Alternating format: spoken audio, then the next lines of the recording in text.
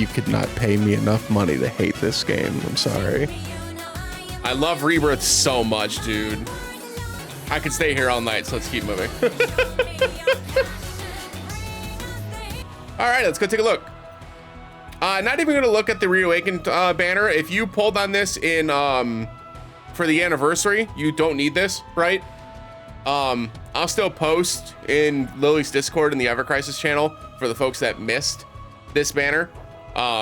We'll compare it to the other crossover banners that are out right now. I will tell you that the Cloud weapon, the Aerith weapon, the Tifa weapon, and the Yuffie weapon are all still just as strong when they were released as they are today.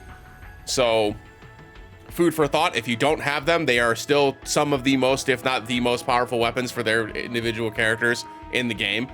They are used religiously on most builds that you'll see in modern day builds today, nowadays. So food for thought. If you don't have them, they're very, very strong. But we went over these already. You're more than welcome to check out my YouTube video where I went over all of these banners individually. I still feel pretty strongly that Clouds is the weakest of the four, even though it is incredibly useful. That is not a damnation of Cloud's weapon. It is still very, very good, but it is very, very good for stages that you probably don't even really need it. It just kind of helps in those stages, make things go a little bit faster. It's a little bit more efficient to farm, things like that. Otherwise, it's good, not great, right? Where the other three weapons are all very, very, very good for different reasons. And again, you're more than welcome to check those out over on my YouTube. So let's take a look at Yuffie, the new banner. First off, we always look at the aesthetics. It's the outfit from the Golden Saucer. Love this. Love the little Moogle on the back. Very cute. Very cute. The earrings are nice too. Love the headband. That looks pretty cool, the weapon. Big old bow. Shoes are nice. Yeah, no, I'm in. Looks good. Looks good. Solid. It is a little weird because, and we're gonna look at it now. It is a little weird that this is a water weapon. I'll say it. It's a little weird that this is a water weapon though. I just saw what this is. Hope everybody else saved. I hope everybody else saved. Anyways, it's a lot of green, you know? Like, it's a lot of green for a water weapon. I don't know. All right, Bird of Prey. 940% physical water damage, which is excellent. Also applies Exploit Weakness, which was originally only on Tifa's weapon. And now it is on Yuffie's elemental water weapon that has physical ability potency. Okay. Pop off, Queen. What? That has never happened before. I normally go into about the weapon first, right? But I need to look at this because, yeah, okay. Okay. Yeah, no, this is the best water weapon in the West water outfit in the game. By a wide margin. It's not even close. It's not even close. The only thing that even comes close to sniffing what this thing can do is Sephiroth's Edgar, the other limited banner. And this is stronger than that. By a lot. This is more offensive than Sephiroth's Edgar outfit was. But I'm water potency, water arcanum. I mean, this is insane. This is insane. So first off, you get Exploit Weakness, which again, if you don't remember from the Tifa banner, Exploit Weakness gives you an extra 30% damage while it's active on your attacks when you're hitting a weakness, right? The reason why this is so good and why this weapon is so insanely strong is because of this. This is the first time in the game that you have gotten two offensive abilities with two ridiculously high stats. 46 and 52 in physical attack and physical ability potency is absurdly high. And the reason why that matters is because this just became every single one of Yuffie's offhand weapons, period, for physical. Every single one. Like, without a doubt. The only ones that will not carry this are her magic builds, because for obvious reasons, right? It's physical. But like this, it doesn't matter that it does water damage. It doesn't matter because as you're setting up buffs, the buff that she sets up herself now is Exploit Weakness, which now makes her other damage do 30% more damage. So now her wind elemental does 30% more damage. Now her earth elemental does 30% more damage. Now her fire elemental does 30% more damage. So on and so on. And now even now her water elemental does 30% more damage. This is ridiculously strong, has better R abilities than the New Year's Tifa one does, which pisses me off, and we'll get to that in a minute. And this is just obscenely good for Yuffie in particular. And then on its own, the one downside that I could tell you is that it doesn't have water potency on itself. So getting her maxed out with water potency, gonna be almost impossible, right? Almost impossible. Because you're only gonna get 15 from the outfit. She doesn't have another water weapon to hold in her offhand, so she can't get water potency from any of her other collection of weapons, which means she's relying strictly just based on her sub weapons, which means at most, even with guide gloves, which gives, or not guide gloves, I'm sorry, grand gloves, which gives 52 water potency. I think the other two, I think that's the only one that gives 52 water potency that I remember. There might be a magic attack water potency weapon that gives 52 that I'm forgetting, but I don't remember a physical focused 52 water potency off the top of my head. So then you're getting 26 from the one, you're getting 19 from the other, then you're getting 19 from the last weapon. That's if you do all three water potency. So you're getting 38 from the 219 boost. You're getting 26 plus 38, which gets you up to 64. And then 15 from the outfit, which gets you up to 79, which is just below the level 9 break. So odds are you'll probably drop. If you drop the 19 points, the issue becomes then you're dropping down to all the way to 55, which is almost a 50%, almost a 15% drop in damage, right? And there's not a lot you'd put in her offhand or her sub slot because she's already getting 52 physical ability potency, right? So once this is at OB10. So there's really no reason to not get this to a high overboost level and just like because if you're gonna do this, it only gives you an extra 10% to go to 55, right? What are you gonna do? Are you gonna lose 15% to gain 10? No, you're gonna wield the water potency, right? So I think the biggest struggle that folks are gonna have is what they're gonna use for the sub weapons. I think that's gonna be something we'll tackle in the wish list here. But I'm gonna say it again. If you have Yuffie built out at all, I hope you saved your crystals and you skipped Aerith, because this weapon is obscene. This just now becomes, not only is it a incredibly strong water damage weapon, and I believe the strongest physical water weapon in the game. Well, yes, there's one, right? It's Angeal. But Angeal also doesn't have an increased boost. So it does the same amount as Angeal's weapon, but Angeal's weapon has defensive capabilities where this one has offensive. So, but yeah, the reason why this is so good is because it's useful on all of her physical builds, period. This is the most useful physical attack weapon for Yuffie specifically, and for offensive builds, right? Like for any offensive builds that you need physical attack and physical ability potency for, this gives 46 attack and 52 physical ability potency, which is again insane. It's insane. The highest it was before was 46 and 39. That is a 13-point difference, which is massive when you start looking into the math, right?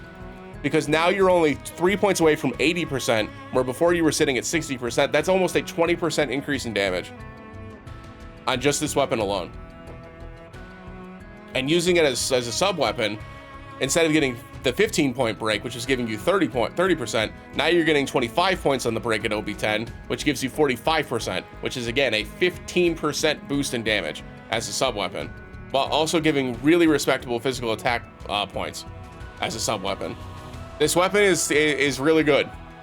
Is really, really good. Once again, much like I mentioned before, these are our limited banners. So even if you decide that Yuffie's not your character, you don't use Yuffie, always pull once, because this is a limited banner that you're gonna have to, that may not rerun, right?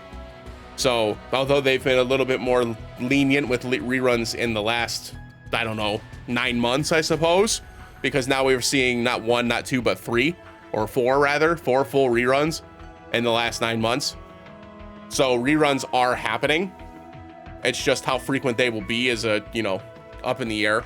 And truth be told, there's a lot of buzz around the community, and I think I'll address this in this video too. There's a lot of buzz in the community right now around the amount of limited weapons and crossover banners and stuff that's like, especially for the 3 like Cloud, Aerith, and Tifa, right? There's an overwhelming number of limited weapons for those 3 characters in particular. Applibot, Square, whoever it is, they've got to fix it. They've got to fix it. It's too much. It's becoming almost impossible to play this game. As somebody that plays this game every single day, it's impossible to keep up right now. They've constantly kept me drained of resources because of the amount of limited banners that have been coming out. I've had to pull on certain banners. There have been times where I didn't have to pull and I had to skip, and it put me in worse positions on rankings and stuff like that as a result. And it's becoming a little bit too pay to win heavy, where like pay to win players should definitely have the advantage 100%. Don't hear what I'm not saying, right? It's too much though, and eventually the pay to win players will not want to like continue competing against each other.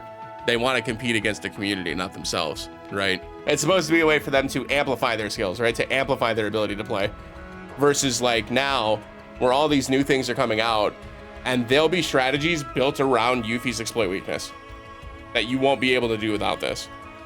And that sucks, right? So this is why I always recommend to make sure you pull at least once though. That way you at least have a copy of the weapon. It's going to make half anniversary really difficult because I imagine that the Barret outfit and weapon is going to be very good as well. But it is what it is. So in terms of the wish list, obviously, like I said, you're looking for all water potency here because she's got everything else covered. And then we're going to look at one offhand weapon for Yuffie in particular to give her like a guaranteed, this is what she's using in her offhand. Couple of things that popped to mind immediately. I did mention Grand Gloves before. I'm not a huge fan of this weapon. I think it has really low stats. The heal is not helpful, but the 26 water potency would be helpful in this case for Yuffie. Again, you're rocking with 15 right off the rip.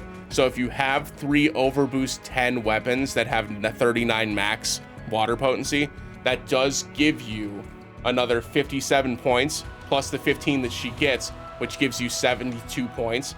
That gets you past this level 8 breakpoint. That's enough to me. So I don't think you need to do Grand Gloves.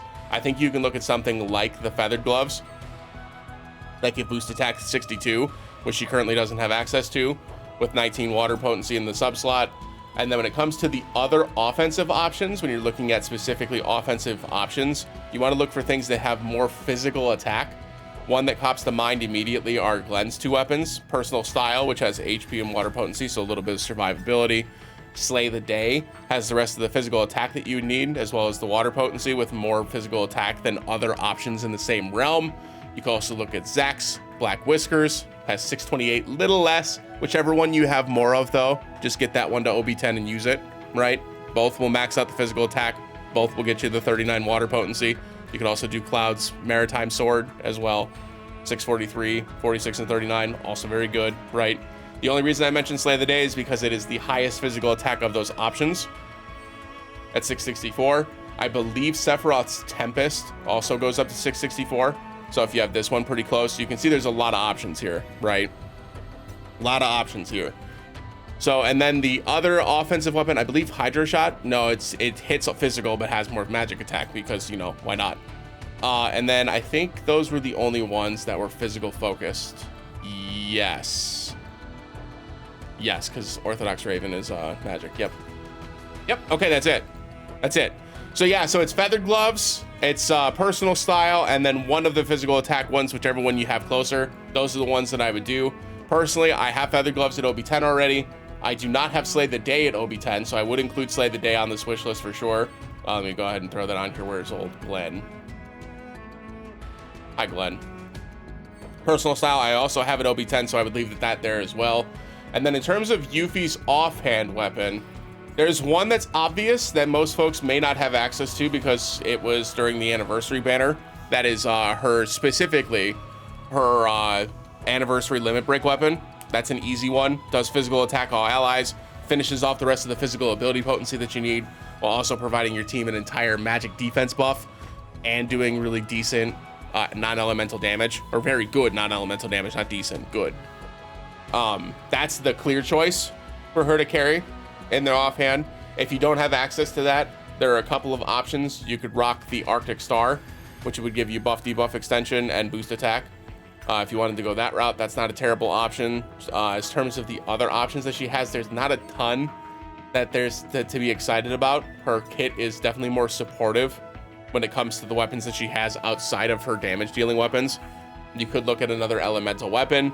So if you wanted to look to try to build out the rest of her physical builds, you could look at Stripe Moogle Float. You could look at the Hawkeye, which is the Earth Potency physical attack weapon. You could also look at Diner Tray, which is the Wind Potency physical weapon. Those three weapons are the weapons that you would run with the Exploit Weakness to help boost the damage of the elements that you're dealing out. And that gives you an elemental bonus now to not 1, but 2, but 4, right, with water.